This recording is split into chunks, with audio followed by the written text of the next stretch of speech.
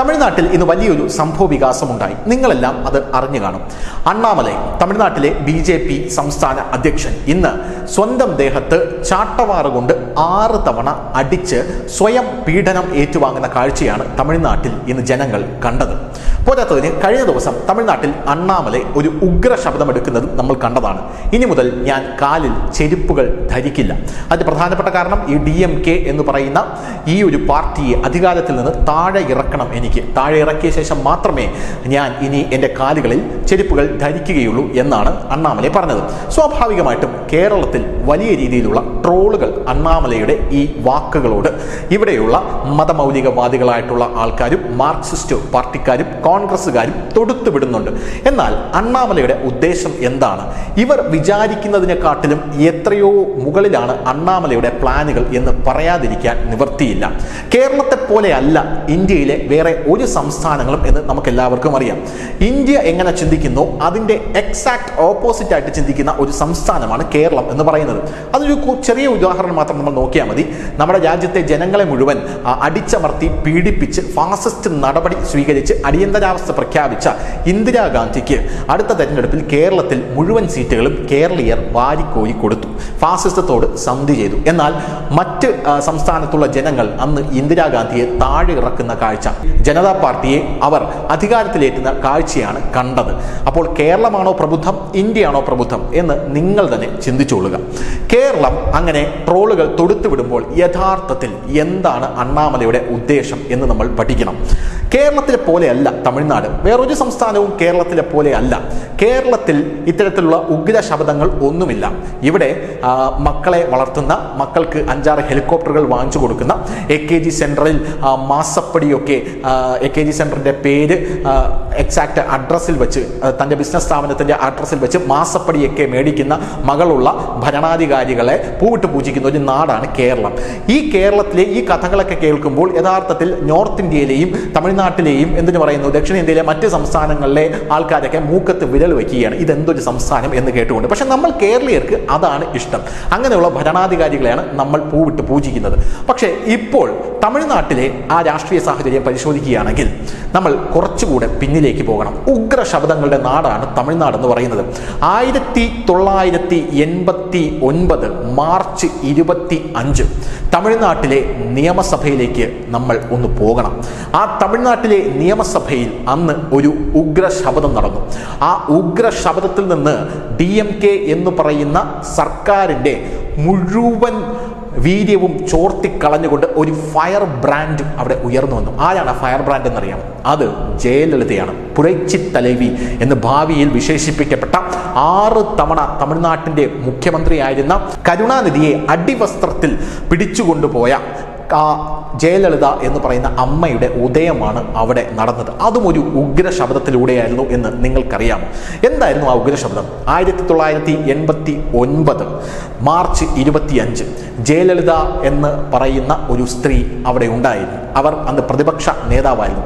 ആ പ്രതിപക്ഷ നേതാവായിട്ടുള്ള ജയലളിതയുടെ സാരി വലിച്ചു കീറുകയും തലമുടിക്ക് പിടിച്ച് ആ തലമുടിയെ അഴിച്ചിടുകയും ചെയ്തു. അതായത് കുത്തഴിഞ്ഞ മുടിയായി ജയലളിത അന്ന് കരഞ്ഞുകൊണ്ട് പാഞ്ചാലി ശപഥം പോലെ സഭയുടെ നടുത്തളത്തിൽ ഇറങ്ങി നിന്ന് ഒരു ശപഥം നടത്തി. ആ ശപഥം ഇങ്ങനെയായിരുന്നു: ഇനി ഈ സഭ ജയലളിത എന്ന് പറയുന്ന ഞാൻ കാണണമെങ്കിൽ ഞാൻ മുഖ്യമന്ത്രിയായി ഇവിടെ തിരിച്ചു വരണം എന്നാണ് ജയലളിത പറഞ്ഞത്. പോരാത്തതിന് ഒരു കാര്യം കൂടെ ജയലളിത പറഞ്ഞു: അതിനുശേഷം മാത്രമേ ഞാൻ എൻ്റെ ഈ തലമുടി, ഈ അഴിഞ്ഞാടിക്കിടക്കുന്ന കുത്തഴിഞ്ഞ ഈ തലമുടി കെട്ടുകയുള്ളൂ എന്ന പാഞ്ചാലി ശപഥം പോലെ ഒരു ശപഥം അവിടെ ജയലളിത നടത്തി. അന്നും സ്വാഭാവികമായിട്ടും DMKയിലെ പ്രതിനിധികൾ ജയലളിതയ്ക്കെതിരെ അസഭ്യവർഷം ചൊരിയുകയും ജയലളിതയ്ക്കെതിരെ കളിയാക്കി ചിരിക്കുകയും ഒക്കെ ചെയ്തിരുന്നു. എന്നാൽ കൃത്യം 2 വർഷത്തിനു ശേഷം ജയലളിത അമ്മയായി തിരിച്ചു വരുന്ന കാഴ്ച, മുഖ്യമന്ത്രിയായി തിരിച്ചു വരുന്ന കാഴ്ചയാണ് കണ്ടത്. DMKയുടെ അടിവേര് അവിടെ ഇളകി തെറിക്കുന്ന കാഴ്ചയാണ് നമുക്ക് കാണാനായിട്ട് സാധിച്ചത്. അങ്ങനെ തമിഴ്നാട്ടിൽ ഉഗ്ര ശബ്ദങ്ങൾ ഉള്ള ഒരു നാടാണ് എന്നതിൻ്റെ ഏറ്റവും വലിയ ഒരു ഉദാഹരണമാണിത്.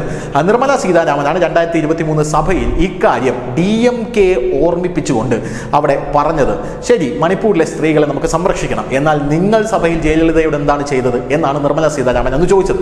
അന്ന് സ്റ്റാലിൻ അടക്കമുള്ളവർ പ്രതികരിച്ചത് ഇത് വാട്സപ്പ് യൂണിവേഴ്സിറ്റിയിൽ നിന്ന് നിർമ്മല സീതാരാമന് കിട്ടിയ അറിവാണ് എന്നുള്ളതാണ് സ്റ്റാലിൻ അടക്കമുള്ള മുഖ്യമന്ത്രികൾ പ്രതികരിച്ചിരുന്നത്. എന്നാൽ അണ്ണാമലയുടെ ഇന്നത്തെ ആ ഉഗ്ര ശബ്ദം എന്തിനു വേണ്ടിയിട്ടുള്ളതായിരുന്നു? അണ്ണാമലയെ 3 മാസം തമിഴ്നാട്ടിൽ ഇല്ലായിരുന്നു, അതുകൊണ്ട് തമിഴ്നാട്ടിൽ സ്വസ്ഥതയുണ്ടായിരുന്നു. അണ്ണാമലയെ തിരിച്ചു വന്നു, തമിഴ്നാട്ടിലെ രാഷ്ട്രീയം ഇളകി മറിയുകയാണ് എന്ന് പറഞ്ഞത് മറ്റാരുമല്ല, തമിഴ്നാട്ടിലെ നിയമ മന്ത്രിയാണ്. കാരണം തമിഴ്നാട്ടിൽ ഒരു പീഡനം, ഒരു ബലാത്സംഗം നടന്നു. ഒരു പിഞ്ചുകുട്ടിയെ അവിടെ കൂട്ടബലാത്സംഗത്തിന് ഇരയാക്കി. അണ്ണാ യൂണിവേഴ്സിറ്റിയിൽ പഠിക്കുന്ന ആ കൂട്ടബലാത്സംഗത്തിന് ഇരയാക്കിയ ആ കുട്ടിയെ രക്ഷിക്കാൻ എനിക്കടക്കം കഴിഞ്ഞില്ലല്ലോ എന്ന് പറഞ്ഞ് തമിഴ്നാട്ടുകാർക്ക് വേണ്ടി ഈ ശിക്ഷ ഞാൻ എന്നെ സ്വയം ഏറ്റുവാങ്ങുന്നു എന്ന് പറഞ്ഞാണ് അണ്ണാമലൈ ഈ ശിക്ഷ അവിടെ സ്വീകരിച്ചത്. അതിനുശേഷമാണ് അണ്ണാമലൈ ഞാൻ ഈ സർക്കാരിനെ താഴെ ഇറക്കും വരെ ഇനി ചെരുപ്പ് ധരിക്കില്ല എന്ന് പറഞ്ഞ് ഉഗ്ര ശബ്ദം അവിടെ എടുത്തത്. സ്വാഭാവികമായിട്ട് തമിഴ്നാട്ടുകാരുടെ മനസ്സിൽ ഇത് വലിയ രീതിയിലുള്ളൊരു ഇമ്പാക്റ്റ് ഉണ്ടാക്കും എന്നുള്ള കാര്യത്തിൽ യാതൊരുവിധ സംശയവും വേണ്ട. ഇത് ഒന്നാമത്തെ കാര്യം. ഇനി രണ്ടാമത്തെ കാര്യം എന്ന് പറയുന്നത് ഈ ബലാത്സംഗത്തിനിരയായ ഈ യുവതിയാണ് കുറ്റക്കാരി എന്ന് പറയുന്ന രീതിയിൽ ഒരു FIR ആണ് അവിടെയുള്ള സർക്കാർ ഇട്ടിരിക്കുന്നത്. നിങ്ങൾ എത്ര പേർ ഈ കാര്യം അറിഞ്ഞു? അവിടെയുള്ള സർക്കാർ പറഞ്ഞിരിക്കുന്നത് ഈ യുവതി അവിടെ പോയത് കൊണ്ടാണ് ബലാത്സംഗത്തിന് ഇരയായത് എന്നുള്ളത് കൊണ്ടാണ്. ഇപ്പോൾ അണ്ണാമല നിയമമന്ത്രിയോട് ചോദിച്ചിരിക്കുന്നത് നിർഭയ ഫണ്ട്, നരേന്ദ്രമോദി തന്ന നിർഭയ ഫണ്ട് എവിടെ പോയി എന്നുള്ളതാണ്. അപ്പോഴാണ് നിയമമന്ത്രി പറഞ്ഞത് ഇയാൾ തിരിച്ചു വന്നു, ഇപ്പോൾ ഇതാ ഞങ്ങൾക്കെല്ലാം വലിയ പണി കിട്ടി, ഞങ്ങളുടെ രാഷ്ട്രീയ ജീവിതം കലാപകലുഷിതമായി മാറി എന്ന്. ഈ കാര്യം അണ്ണാമലൈ കൃത്യമായി ചോദിച്ചു. ഇനി അണ്ണാമലൈ ചെയ്യാൻ പോകുന്നത് എന്താണ് എന്ന് നിങ്ങൾക്കറിയാമോ? തമിഴ്നാട് രാഷ്ട്രീയം ഇപ്പോൾ കലങ്ങി മറിഞ്ഞുകൊണ്ടിരിക്കുകയാണ്. നടൻ വിജയ് കൂടെ രാഷ്ട്രീയത്തിലേക്ക് ചുവട് വെച്ചതോടുകൂടി അണ്ണാമലൈ ഞാനാണ് യഥാർത്ഥത്തിൽ പ്രതിപക്ഷ നേതാവ് അല്ലെങ്കിൽ പ്രതിപക്ഷ പാർട്ടി BJP ആണ് എന്ന് കാണിക്കാനുള്ള ശ്രമങ്ങളാണ് അവിടെ നടത്തിക്കൊണ്ടിരിക്കുന്നത്. ഹാർഡ് വർക്കാണ് അവിടെ നടത്തിക്കൊണ്ടിരിക്കുന്നത്. വിജയ്ക്ക് അണ്ണാമലയോട് യാതൊന്നും തന്നെ ചെയ്യാനില്ല. കാരണം വിജയുടെ രാഷ്ട്രീയം എന്ന് പറയുന്നത് ദ്രാവിഡ രാഷ്ട്രീയമാണ്. വിജയ് ഉയർത്തിപ്പിടിക്കുന്ന വിജയ് അവിടെ പോരാടുന്നത് DMKക്ക് എതിരെയാണ്. അങ്ങനെ DMKക്കെതിരെ വിജയ് പോരാടുമ്പോൾ വിജയ്ക്ക് സംഭവിക്കുന്നത് വലിയ രീതിയിലുള്ള വീഴ്ചയാണ്. DMK വിജയെ പൂട്ടാനായി വിജയും നടിയായിട്ടുള്ള സഹനടിയുമായിട്ടുള്ള തൃഷയുമായിട്ടുള്ള ഈ പ്രൈവറ്റ് ജെറ്റ് യാത്രകളുടെ ദൃശ്യങ്ങളൊക്കെ പുറത്തുവിടുന്ന കാഴ്ച കണ്ടു. ഇതിന് പിന്നിൽ ഉദയനിധി സ്റ്റാലിനാണ്, ഇത് ചീപ്പ് പൊളിറ്റിക്സ് ആണ് എന്ന് പറഞ്ഞ് വിജയെ രക്ഷിക്കാൻ അന്ന് രംഗത്തെത്തിയത് അണ്ണാമലയാണ്. വിജയ് പൊളിറ്റിക്സിലേക്ക് വരണം, അത് നല്ലൊരു കാര്യമാണ് എന്ന് പറഞ്ഞതും അണ്ണാമലൈ തന്നെയാണ്. ഇത് അണ്ണാമലയും വിജയും തമ്മിലുള്ള ഒരു ടൈപ്പിന്റെ ഭാഗമായിട്ട് നമുക്ക് വേണമെങ്കിൽ വ്യാഖ്യാനിക്കാം. ഇനി രണ്ടാമത്തെ കാര്യം എന്ന് പറയുന്നത് അണ്ണാമലയുടെ മറ്റൊരു മൂവാണ്. അണ്ണാമലൈ ചെയ്യാൻ പോകുന്നത് ഇനി 6 മുരുകക്ഷേത്രങ്ങളിൽ സന്ദർശിക്കുക എന്നുള്ളതാണ്. അണ്ണാമലൈ 6 മുരുകക്ഷേത്രങ്ങളിൽ സന്ദർശിക്കുന്നു എന്ന് കേൾക്കുമ്പോൾ ഇവിടെയുള്ള ആൾക്കാർക്ക് പുച്ഛമാണ്. ഹിന്ദു ക്ഷേത്രങ്ങളിൽ അണ്ണാമലൈ സന്ദർശനം നടത്തുന്നു എന്നുള്ളത്. പക്ഷെ യഥാർത്ഥത്തിൽ ഈ 6 മുരുകക്ഷേത്രങ്ങളും BJPക്ക് യാതൊരുവിധ ഹോൾഡുമില്ലാത്ത അല്ലെങ്കിൽ ഇനി കുറച്ചുകൂടെ വളരാനുള്ള സ്ഥലങ്ങളിലാണ് ഇരിക്കുന്നത്. ഈ 6 ഡിവിഷനുകളായി തിരിച്ചാണ് അണ്ണാമലൈ അവിടെ സഞ്ചരിക്കാനായി പോകുന്നത്. അണ്ണാമലയുടെ എൻ മണ്ണ് എൻ മക്കൾ യാത്ര അണ്ണാമലൈ നടത്തിയപ്പോൾ രാഹുൽ ഗാന്ധിയുടെ ഭാരത് ജോഡോ യാത്ര പോലെ വെറുതെ അങ്ങ് നടന്നു പോവുകയല്ല അണ്ണാമലൈ ചെയ്തത്. ഓരോ സ്ഥലത്ത് ചെന്ന് അവിടെയുള്ള സകല പാവപ്പെട്ടവരെയും കണ്ട് പ്രധാനമന്ത്രിയുടെ സകല സ്കീമുകളും ഈ പാവപ്പെട്ടവരിൽ ആർക്കൊക്കെയാണ് അർഹതപ്പെട്ടത് എന്ന് തരംതിരിച്ച് അവരെയെല്ലാം അതിൽ ചേർത്തുകൊണ്ടാണ് അണ്ണാമലയുടെ കാൽനടയായിട്ടുള്ള യാത്ര അവിടെ നടന്നുപോയത്. അണ്ണാമലയുടെ സ്വപ്നമായിട്ടുള്ള വേറൊരു പദ്ധതി കൂടെയുണ്ട്. അത് ഒരു ഗ്രാമത്തിൽ അണ്ണാമലൈ ഒരു ദിവസം താമസിക്കും. ആ ഗ്രാമത്തിന്റെ വികസന പ്രവർത്തനങ്ങൾ എന്താണെന്ന് വേണ്ടത് എന്നുള്ളത് നടത്തി അന്ന് തന്നെ അതിനുള്ള പരിഹാരം കണ്ട് പോകും. കേന്ദ്ര സർക്കാരിന്റെ പൂർണ്ണ പിന്തുണ അണ്ണാമലയ്ക്കുണ്ട് എന്നുള്ളതാണ്. അതുപോലെയാണ് മുരുക സന്ദർശനം. ഇതിന് കേന്ദ്രത്തിന്റെ സമ്പൂർണ്ണമായിട്ടുള്ള പിന്തുണയുമുണ്ട്. അതുകൊണ്ട് അണ്ണാമലയെ തൊടാൻ സ്റ്റാലിൻ അടക്കമുള്ളവർക്ക് ഭയമാണ്. അതിന്റെ കാര്യം വേറൊന്നുമല്ല. അമിത്ഷാ അടക്കം ഇരിക്കുന്ന ഒരു യോഗത്തിൽ അണ്ണാമലൈ തമിഴ്നാട്ടിൽ ഞങ്ങൾക്ക് വളരണമെങ്കിൽ ഞങ്ങൾ ദ്രാവിഡ പാർട്ടി അല്ലെങ്കിൽ AADMK അടക്കമുള്ള പാർട്ടികളുമായിട്ടുള്ള ബന്ധം ഉപേക്ഷിച്ച് തനിയെ വളരണം എന്ന് അണ്ണാമലൈ പറഞ്ഞു. അമിത്ഷായുടെ അടക്കം മുഖം ചൊളിഞ്ഞു.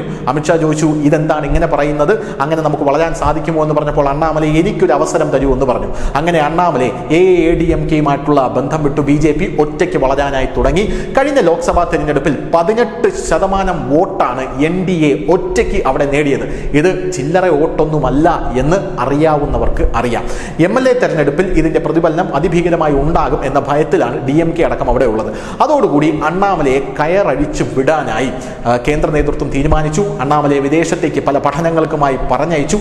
അതിനുശേഷം അണ്ണാമലയെ തിരിച്ചു വന്ന് തമിഴ്നാട് രാഷ്ട്രീയത്തെ ഇളക്കി മറിക്കുകയാണ് എന്നുള്ളതാണ് തമിഴ്നാട് രാഷ്ട്രീയത്തിന്റെ നിലവിലത്തെ സ്റ്റാറ്റസ് കോ അല്ലെങ്കിൽ നിലവിലത്തെ ഒരു സാഹചര്യം എന്ന് പറയുന്നത്. News desk, news India Malayalam.